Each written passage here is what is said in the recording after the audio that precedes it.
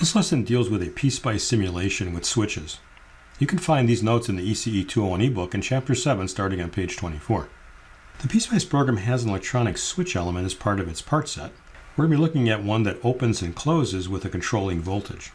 Let's go back and look at the example we just did in the last video, which had two switches that were opened at 0 and at 35 milliseconds. Now with any SPICE simulation, we need to number all the nodes in our circuit. The switches that we're going to be dealing with, though, are not considered to be short circuits and open circuits, but low resistances and high resistances. So we're actually going to give two nodes for the switch.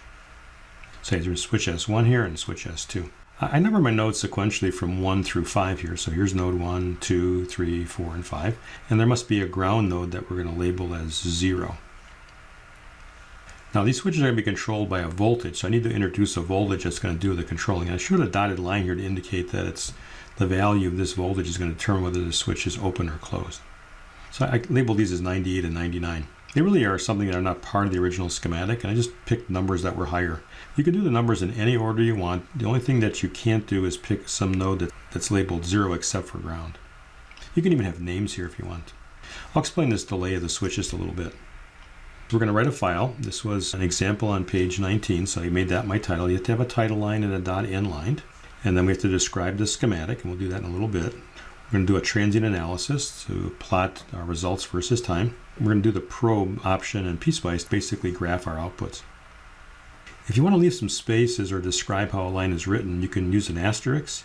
Those are called comment lines, and they're just ignored by the PSpice program.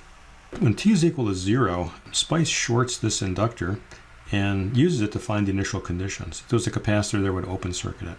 But at t equals 0, I want to pop this switch so that SPICE can calculate my initial conditions. I'm going to have to delay when I open this switch up. And so I'm going to pick a small increment in time relative to the example that we're working on to do that little bit of a delay. I have to do this because SPICE needs to find the short circuit current here to find the initial conditions. We were doing that for t less than 0 in our hand analysis, but now we'll have to allow for this in the simulation. Okay, so the transient analysis, let's plot things out to where we did our graphing out to about 50 milliseconds in that last example. Okay, we normally would divide this by about 200 to get what's called a print step, and that's going to give me a minimum of 200 data points on the screen. Anything less than that will actually look choppy. I'm going to start printing my simulation at time t equals 0, and then I need to give what's called a ceiling step. In the ceiling step, we're just going to pick to equal the print step. It's actually defaulted to be 1/50th of this number, and we'll talk some more about this in ECE202 in terms of picking this thing small enough so that we don't get a lot of numerical error. Pick the final time of your simulation, divide that by at least 200. The more points you have, the slower the program will run, although this is going to run pretty fast.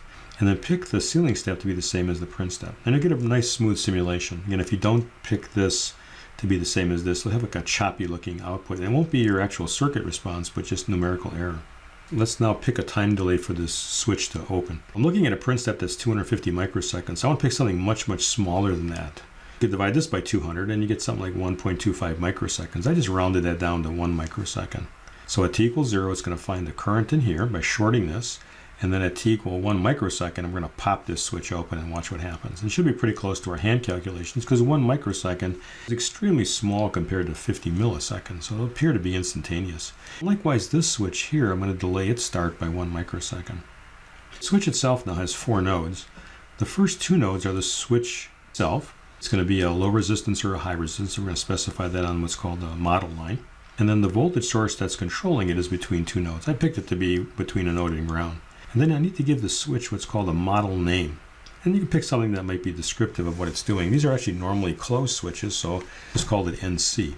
On the dot model line, we're going to add, we're going to describe that model by its characteristics. Okay, this is going to become a voltage controlled switch that's called V-switch in PSpice. There's actually a current one, but we'll do the voltage one right now. And then you got to give it 4 parameters. The resistance when it's on and the resistance when it's off. We'd like it to be 0 and infinity, but SPICE has trouble with those 2 numbers, so and any computer would too. So we're going to pick a really small number and a very large number. So compared to the resistors in our problem, we'll be looking at something that's at least 1/millionth of that, and that would be, let's say, 1 microohm. And then for an open circuit, I'll pick maybe a teraohm. It's 10 to the 12th. When do we have a low resistance and a high resistance? You specify the voltage that would make that happen. So I'm just going to use like the idea of a binary voltage here of just 0 and 1 volt. So when 0 volts, switch is off. When 1, it turns on. That's how I describe this switch. And then this switch, Same thing, it's between nodes 4 and 5, and between 99 and 0 is my controlling voltage. I'm going to use the same model.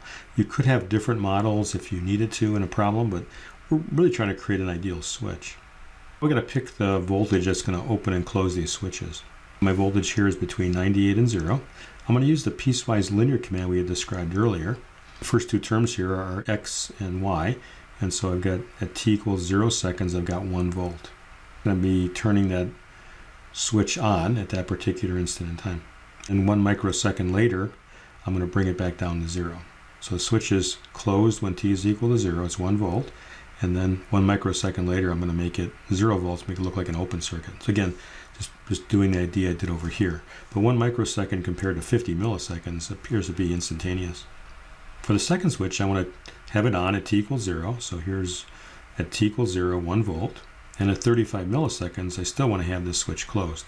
And then at 35 milliseconds plus 1 microsecond, I want it to become an open circuit. So I'll make it back to 0 volts. I can put in a voltage controlled switch. This is not part of the original SPICE program, but it's something that PSpice had added as a feature. A very handy one for being able to do switches at any instant in time. We'll look later in the chapter at the built-in switch that's in SPICE itself.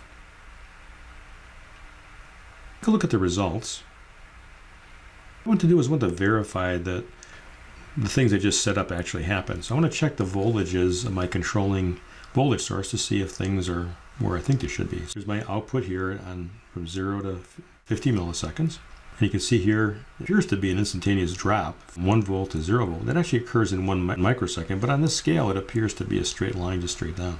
Here's the other switch is controlling voltage, flat out to here, and drops to 0, 5 milliseconds plus 1 microsecond. So here's that first point we gave. Here's the second point we gave, x and y, and the third point we gave. And then it keeps that value versus time. It's true for the first switch. Let's also take a look at the resistance of the switch. Voltage between 2 and 3, this is really node voltage 2 minus node voltage 3, divided by the current going through the switch. And it's going to be flowing from 2 to 3.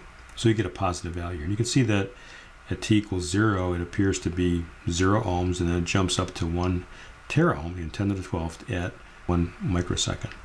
And then the second switch, do the same thing. The voltage across it and the current through it. Again, the current's going to flow from 4 to 5, just like it would in any resistor. So we're just using a model that's made up of things that we've talked about before. So you can see here the resistance is essentially 0, and then it jumps up to 1 teraohm at about 35 milliseconds. But it's actually that plus 1 microsecond. Plotted here is the x and y axis. So at this instant in time, we've got what would appear to be 0 ohms, but it's actually 1.0039 microohms. So close to what we had set it to. It's just that there's a little bit of numerical error there. Take a look at the voltages and currents that we did in the last example. Looked at the current in the inductor. Value here, which was about 6 amps, and then decays down, and then a second decaying time. And then for the voltage across the inductor, it started out at 0 because it was a short, and then it dropped down to negative voltage, and then it came back up, and then it dropped again and went back up again. So there's almost exactly the same values we had can calculate. I think this was like 36 volts negative, and then it came back up to minus 8.88 or so, and here's about 8.89, and then dropped down to 13.272, and again, very similar numbers in our hand calculation. The interesting thing in Probe is that you can actually type in formulas. So what we could do is compare our formula to what was actually simulated. I plotted the current in the inductor, and again starts out at 6 and then decays again. And then I typed the formula that we had, which was 6 times e to the minus t over tau, which is 25 milliseconds. That's the graph with the diamonds in it.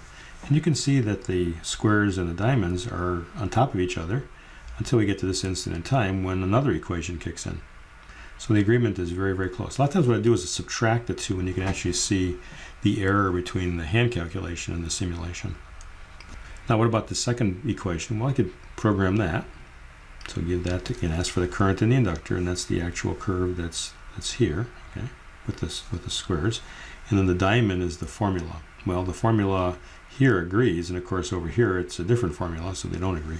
But here, this is 1.48 times e to the minus t minus 35 milliseconds over the time constant tau 2, which was 16.67 milliseconds.